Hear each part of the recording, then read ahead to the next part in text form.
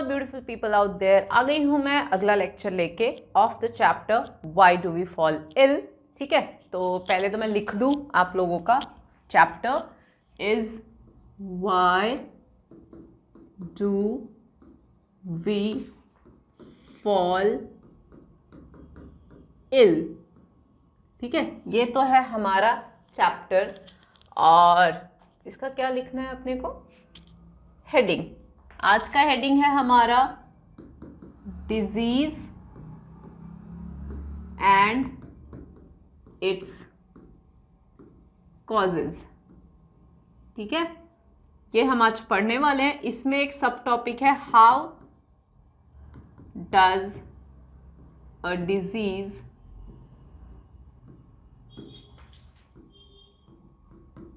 Look like. ये है finally हमारा टॉपिक। तो देखिए बच्चों why do we fall ill, हम बीमार क्यों पड़ते हैं, ये एक बहुत अच्छा सवाल है जिसके जवाब हम इस चैप्टर में ढूंढ रहे हैं। पूरा चैप्टर पढ़ना पड़ रहा है इस सवाल के जवाब के लिए। आज हम पढ़ेंगे बीमारी, डिजीज हमने समझ लिया कि being uncomfort, the discomfort in the body. ठीक है, वो डिजीज़ होता है। और हेल्दी में क्या डिफरेंस है ये भी हमने लास्ट क्लास में देख लिया था कि एक डिजीज़ फ्री और एक हेल्दी पर्सन जो है, क्या एग्जैक्टली मीनिंग है, क्या डिफरेंस है, ये सारा मैं आपको लास्ट लेक्चर में समझा चुकी हूँ। अब हम समझेंगे कि how does a disease look like, एक बीमारी जो है वो पता कैसे चलता है। तो देखो हमारी बॉडी जो है, मैंने आपको लास्ट क्लास में भी समझाया था कि हमारी बॉडी सेल्स से बना होता है। सेल्स मिलके बनाते हैं टिश्यूज़, टिश्यूज़ के ग्रुप से बनता है ऑर्गन्स, और ऑर्गन्स के ग्रुप से बनता है ऑर्गन सिस्टम। ठीक है, तो there are various systems in our body. हमारी बॉडी में एक तो सेल, मतलब हमारी बॉडी में बच्चों सिस्टम्स होते हैं। हम सिर्फ अपनी बॉडी की बात करेंगे तो अपनी बॉडी में देखो वेरियस ऑर्गन सिस्टम्स प्रेजेंट हैं। अच्छा, तो अब वेरियस ऑर्गन सिस्टम्स प्रेजेंट हैं, तो जैसे कि फॉर एग्जांपल पेट दर्द हो रहा है तो हम कहेंगे कि देयर इज़ इन्फेक्शन, या प्रॉब्लम कहाँ है, प्रॉब्लम है डाइजेस्टिव सिस्टम में, बिकॉज डाइजेस्टिव के कोई ऑर्गन में प्रॉब्लम आ रही है, समझ रहे हो। या फिर अगर रेस्पिरेटरी कोई इश्यूज आ रहे हैं सांस लेने से, तो जो एरिया इन्फेक्टेड है उस सिस्टम में प्रॉब्लम आएगा, उस सिस्टम को काम करने में दिक्कत आएगा। ठीक है, तो बेटा वो सिस्टम आपको हिंट्स देंगे, आपको ऐसे इशारे देंगे, समझाएंगे। बॉडी भी बहुत कुछ कहती है, आपको समझना होता है उनका इशारा। हालांकि कुछ चीज़ें जो वो कहते हैं वो बहुत ही ऑब्वियस होता है और उससे हमें समझ आ रहा है कि यार कुछ तो गड़बड़ चल रही है ना। तो इसीलिए होता यह है कि जैसे रेस्पिरेटरी सिस्टम में अगर प्रॉब्लम आती है तो रेस्पिरेशन रिलेटेड इश्यूज अपने को देखने मिलता है, समझ रहे हो। तो वो रेस्पिरेशन में दिख जाएगा आपको। ठीक है, तो सिम्टम्स और साइन, बेसिकली जो सिस्टम इन्फेक्टेड होगा वो सिस्टम, द इन्फेक्टेड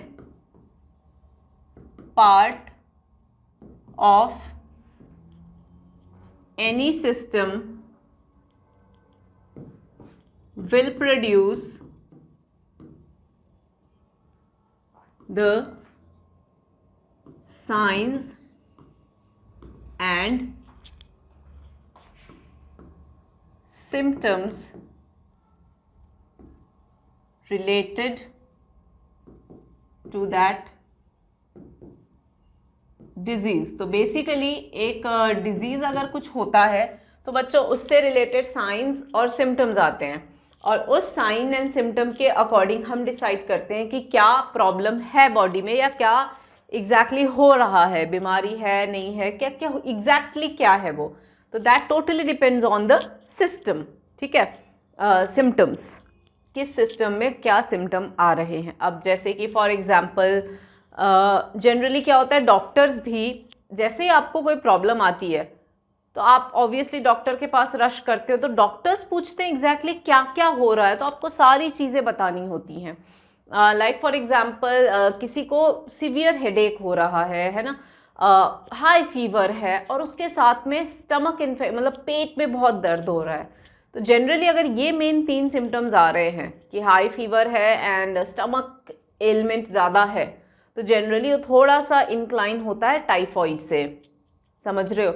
तो हर बीमारी का एक अपना सिम्टम होता है और उस सिम्टम से फिर हम आइडेंटिफाई करते हैं कि वो कौन सी बीमारी है। तो हम बस ये इस टॉपिक में आपको मतलब ये समझना है कि हर बीमारी का जो है, एक तो obviously there will be discomfort in that, और उस वो डिस्कम्फर्ट कहाँ है भैया, कौन से सिस्टम में हो रहा है, पहले तो हम वो देखेंगे। अभी जैसे कि मैंने टाइफॉइड बोला, तो टाइफॉइड की वजह से हाई फीवर है और कौन सा सिस्टम अफेक्टेड है, डाइजेस्टिव सिस्टम अफेक्टेड है ना। और अगर हाई फीवर है लेकिन उसमें थोड़ा सा ठंड लग रहा है, मतलब, और वो ठंड जो है वो रेगुलर उसमें आ रहा है साइकिल में, मतलब कंटिन्यूस नहीं लग रहा है, हर 3, 4, 5, 6 घंटे में या ओवरनाइट ऐसे करके अचानक तेज सर्दी लगती है और हाई फीवर आ रहा है, अगर इस तरह का कुछ होता है तो थोड़ा मलेरिया टाइप अंडरस्टैंडिंग जो होती है वो थोड़ा सा मलेरिया टाइप की तरफ इंक्लिनेशन होता है। अलग अलग बीमारी, अलग अलग सिम्टम, इवन डॉक्टर्स को फिर लगता है कि अच्छा ये तो उसी की बात हो रही है। और अगर उनको जब थोड़ा सा एक हिंट हो जाता है जैसे टाइफॉइड है, तो वो क्या करते हैं, फिर लेबोरेटरी टेस्ट्स प्रिस्क्राइब करते हैं। सो whatever the infected parties they produce the signs and symptom, है ना, and then doctors they ask you, और उसके बाद में laboratory tests वो करते हैं, right? so laboratory tests वो प्रिस्क्राइब करते हैं और उसके बिहाफ पे फिर फाइनली कंफर्मेशन देते हैं कि हाँ जी आपको ये बीमारियां हैं। एक डाउट होता है सिम्टम के अकॉर्डिंग, पहले तो कभी का डॉक्टर ये भी करते हैं कि जो डाउट होता है उसके बेसिस पे वो दवाई दे देते हैं, कहते हैं भाई 3 डेज खाओ, है ना। फिर 3 डेज में अगर रिलीफ नहीं हुआ देन वो कहते हैं कि लेबोरेटरी टेस्ट करो, और फिर उसमें प्रॉब्लमेटिक बीमारियां से डेंगू हो गया, मलेरिया हो गया, टाइफॉइड हो गया, ये सब जो है ये बीमारियां फिर बाद में उभर के आती हैं, ठीक है।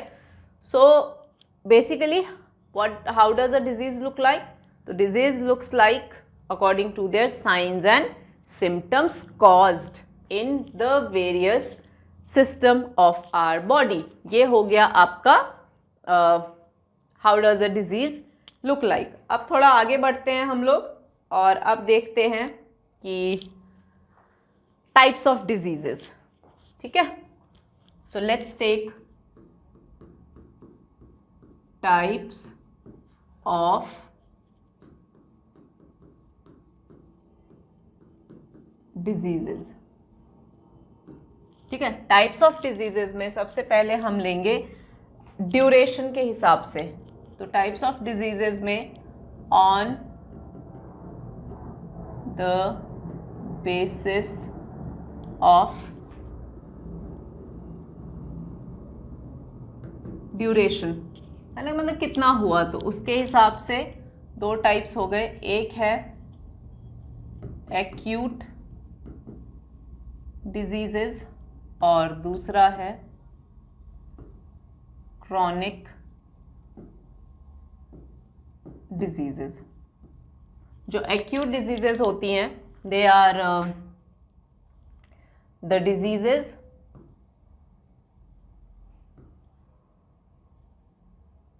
एक काम करो, इसको हम थोड़ा इरेज करते हैं। The diseases that lasts for a shorter duration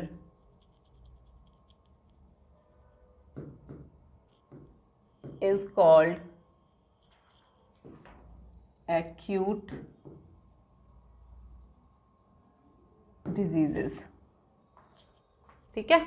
और एग्जाम्पल है कोल्ड, कफ, एंड दूसरा आ गया क्रॉनिक डिजीजेस। क्रॉनिक डिजीजेस हो गया the diseases that lasts for a longer period are called chronic diseases. ठीक है, तो बच्चों diseases that last for longer period are called chronic. इसके एग्जाम्पल हो जाते हैं जैसे कि डायबिटीज, मतलब ये ऐसे बीमारियां हैं लॉन्गर पीरियड में. इसमें ये भी लिख सकते हो sometimes even the life time. ये इतना लंबा जा सकता है. जैसे डायबिटीज हो गया, एलिफेंटियासिस. एलिफेंटियासिस जानते हो क्या होता है? Elephantiasis is a disease in which जो लेग्स होते हैं ना, लेग्स हमारे मोस्टली जो लोअर लिम्ब होती है मोस्टली, वो एलिफेंट के जैसा ऐसा स्वेल हो जाता है बहुत ज़्यादा. ठीक है, और स्वेल मतलब फूल जाता है, एलिफेंट लेग हो जाता है. और ये एक छोटा सा वॉर्म होता है, मच्छर के थ्रू वो वॉर्म बॉडी में आ जाता है और उसकी वजह से वो फिर वो बॉडी फूल जाता है और लंबा चलता है, मतलब ठीक होने के चांसेस कम ही होते हैं. तो ये होते हैं बच्चों क्रॉनिक डिजीजेस. तो ये on the basis of duration ये एक्यूट एंड क्रॉनिक डिजीजेस हो गए.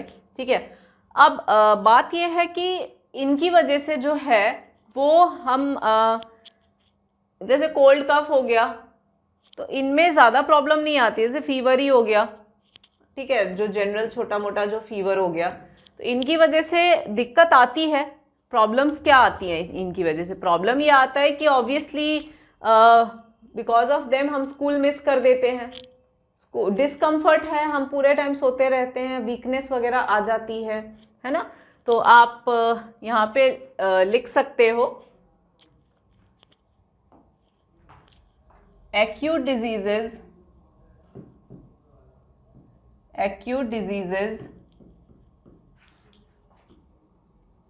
leads to short term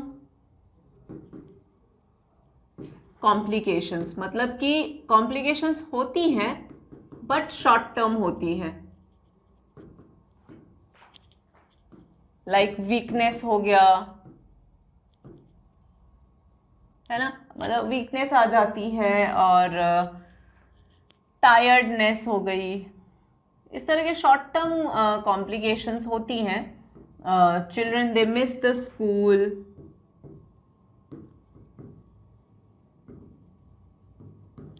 आपके लिए है तो भाई दे मिस द स्कूल. तो इस तरह की छोटी मोटी कॉम्प्लिकेशंस आती हैं, है ना. जैसे फीवर ठीक भी हो जाता है तो माइनर इफेक्ट्स बॉडी में रहते हैं ना. मेन तो वीकनेस रह जाता है, बॉडी पेन वगैरह रह जाता है, जल्दी थक जाना, स्कूल वगैरह ऑब्वियसली हम नहीं जा पाते हैं. तो इस तरह की प्रॉब्लम्स बच्चों आती हैं. ठीक है, और जो एक्यूट डिजीजेज होती हैं ये तो उनकी हो गई. अब क्रॉनिक डिजीजेज में क्या होता है, इसमें obviously harms the body a lot.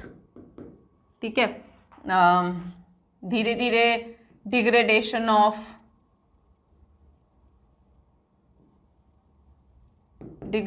Of overall health. मतलब लॉन्ग टर्म इफेक्ट है ना, it has a long term effect. क्योंकि बहुत भाई किसी को अगर एलिफेंटियासिस है, डायबिटीज़ है या कुछ भी है, तो एक उसकी वजह से दूसरी कॉम्प्लिकेशंस आ जाती हैं, दूसरी प्रॉब्लम्स चालू हो जाती हैं. कोई भी चीज़ जल्दी ठीक नहीं होता है. किसी को डायबिटीज़ है तो अगर उनको कटवट भी लगता है या कुछ दिक्कत आती है बॉडी में तो ठीक होने में भी टाइम लगता है. तो इसके एक अपने ही इफ़ेक्ट हैं अलॉन्ग विथ दीज डिजीजेस. ठीक है, तो क्रॉनिक थोड़ा सा प्रॉब्लमेटिक है, one should not have it. तो आजकल लाइफस्टाइल डिजीजेस बहुत हो गई हैं बच्चों. लाइफस्टाइल डिजीजेस की वजह से भी बहुत सारे इश्यूज आते हैं. तो on the basis of duration तो ये हो गया. आगे और मैं आपको बता रही हूँ on the basis of origin. तो जो भी मैं पढ़ा रही हूँ ध्यान से भाई ध्यान देना, बिकॉज सीबीएसई एनटीएससी दोनों के लिए एप्लीकेबल है। अब ये चीज़ें आपकी एनसीईआरटी में है नहीं, बट सिंस एनटीएससी प्रिपेयर कर रहे हो तो ये चीज़ें आपके काम आएंगी, तो नोट करो। ऑरिजिन के बेसिस पे एक तो होता है कंजेनाइटल डिजीजेस, तो ये हो गए diseases by birth, like example हो गए जेनेटिक डिजीजेस, जेनेटिक डिजीजेस ये मैं बताऊंगी आपको अभी क्या है। और दूसरा है acquired diseases, diseases acquired after birth, तो इसमें कोई भी आ जाएगा।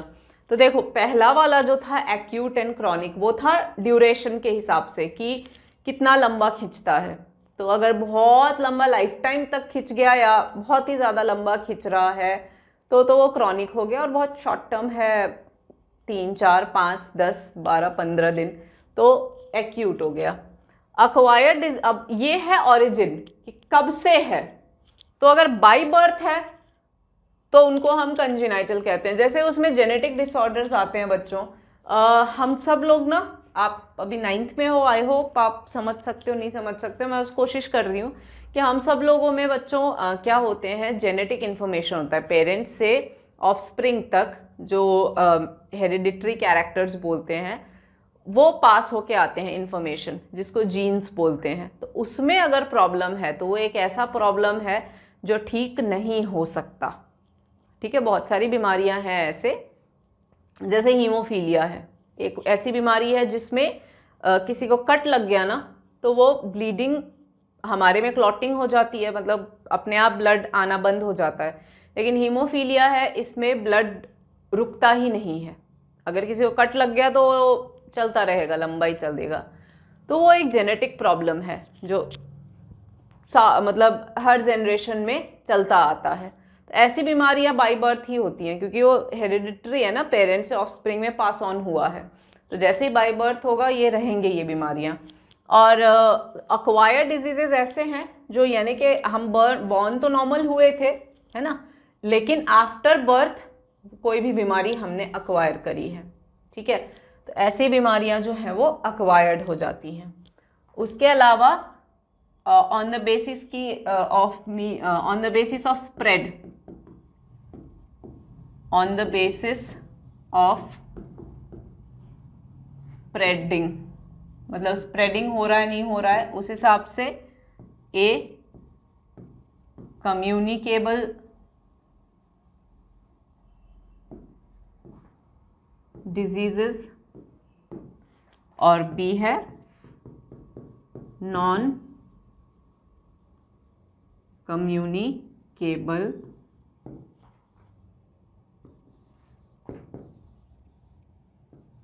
डिजीजेस।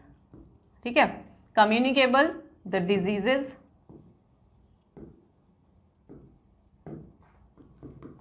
दैट स्प्रेड्स from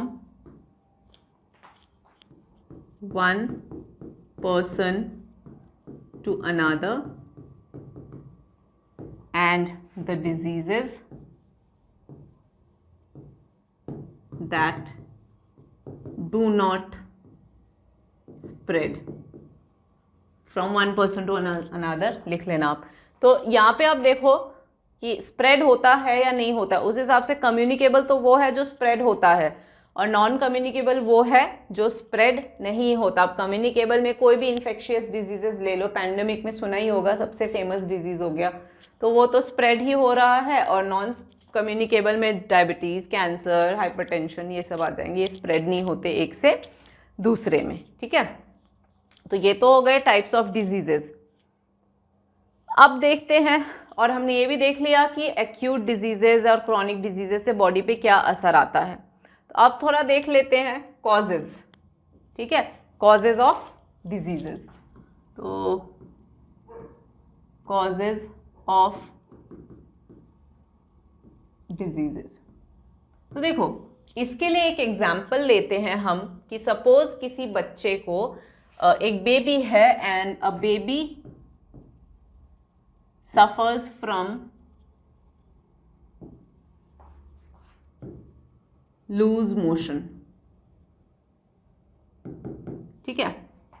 अब ये एक डायरिया का प्रॉब्लम है जो एक बेबी को मान लो हुआ। अब कारण ढूंढने में लगे हम भाई कि क्यों हुआ लूज मोशन, तो इसके अपने अपने वो आ जाएंगे। Like for example loose motion हो सकता है may be due to unclean drinking. मान लो एक ऐसे एरिया में रहता है जहां वाटर सप्लाई जो है वो वहां थोड़ा प्रॉपर नहीं है, गंदा है, तो अनक्लीन ड्रिंकिंग वाटर जो है वो पी लिया हो, इसकी वजह से इसको हो गया। बट क्वेश्चन ये आता है कि फिर वही पानी बाकी के दूसरे बच्चों ने भी पिया, उनको तो कुछ नहीं हुआ, इसको ही क्यों हुआ? तो हो सकता है फिर कि यहाँ पर ऐड हो जाए पुअर नरिशमेंट, कि हो सकता है बच्चे को लूज मोशन इसलिए हो गया, जल्दी इन्फेक्शन पकड़ लिया, कि हो सकता है उसका नरिशमेंट सही नहीं था, तो इम्यूनिटी, क्योंकि आपको कहते हैं ना आप बैलेंस डाइट खाओ, हेल्दी फूड खाओ, क्योंकि हेल्दी फूड खाओगे तो बॉडी भी आपकी हेल्दी रहेगी, बॉडी सुनेगी आपकी, और उस हिसाब से थोड़ा हेल्थ फैक्टर बनता है अपना।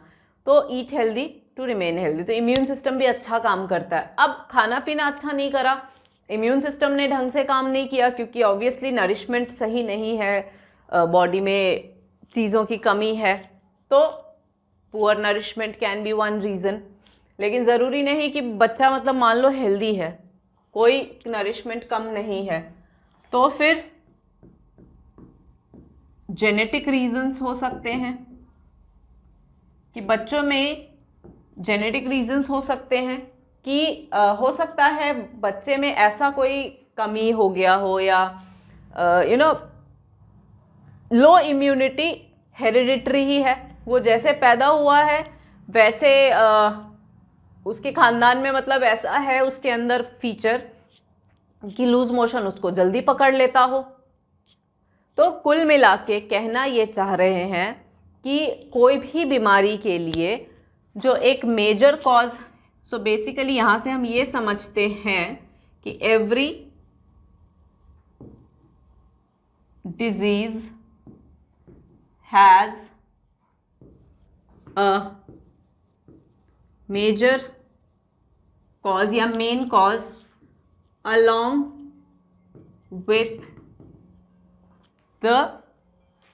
with the contributory causes.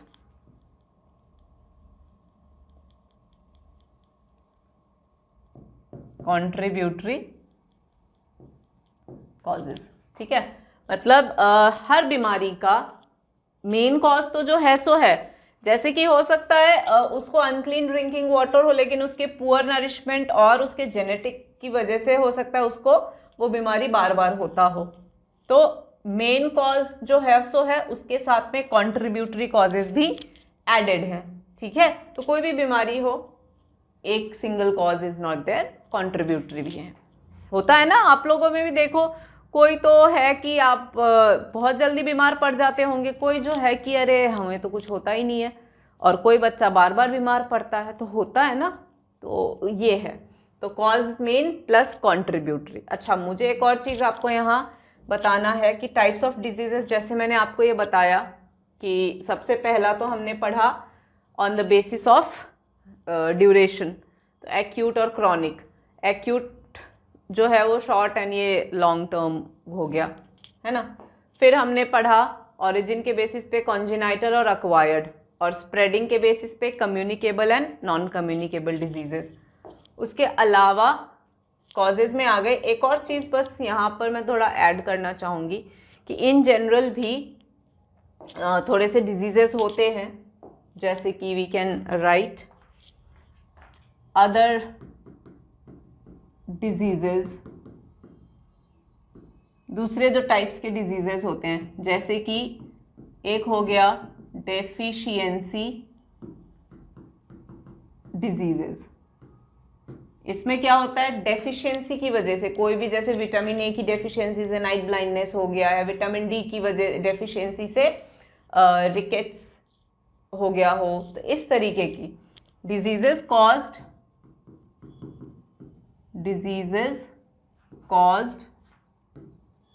Due to deficiency of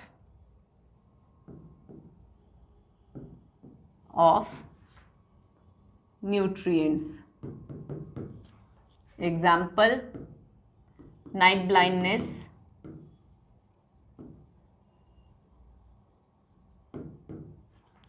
is caused due to the deficiency of vitamin A, ऐसा। या फिर देयर आर